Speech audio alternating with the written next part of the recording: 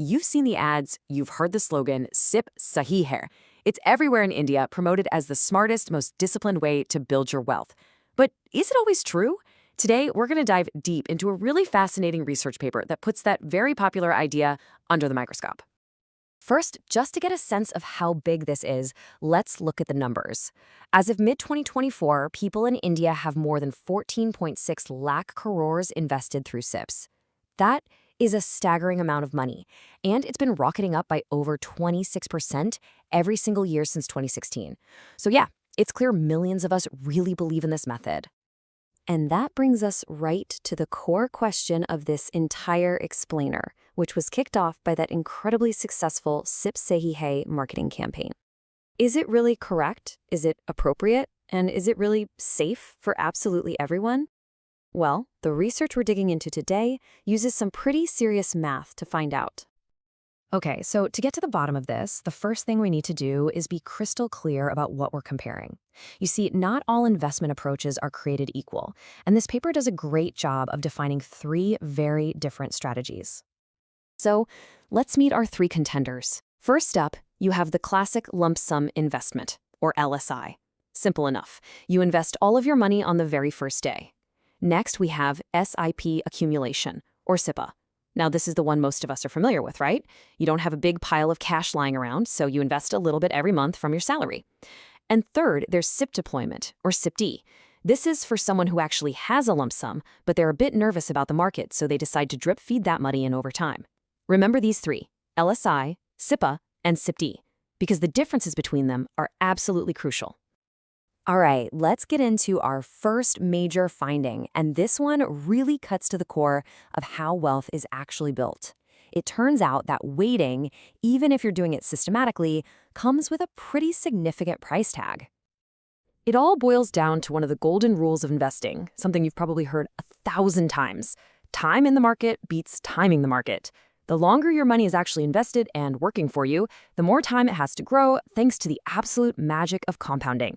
And the math in this paper just powerfully shows that hitting the pause button on that process for any reason has some pretty big consequences.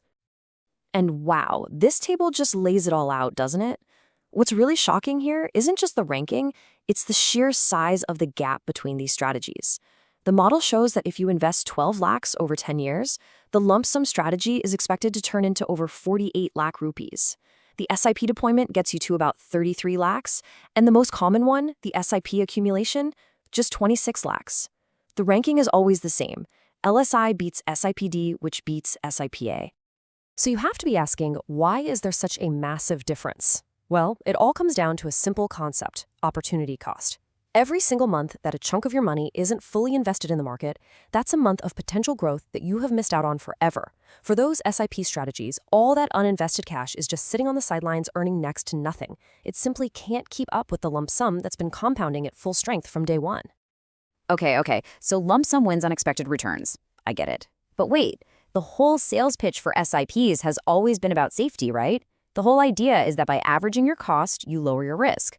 Well, this is where things get really interesting, because the paper uncovered something that seriously challenges that core belief. I mean, this is the assumption most of us have been working with. We figured we were trading a little bit of that potential growth for some downside protection, for some peace of mind. It feels intuitive, it feels right.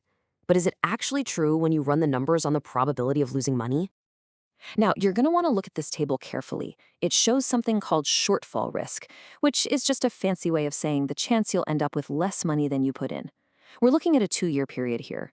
Now check out SIP accumulation, the most common type. It has a 24% chance of losing you money. Now look at the lump sum investment.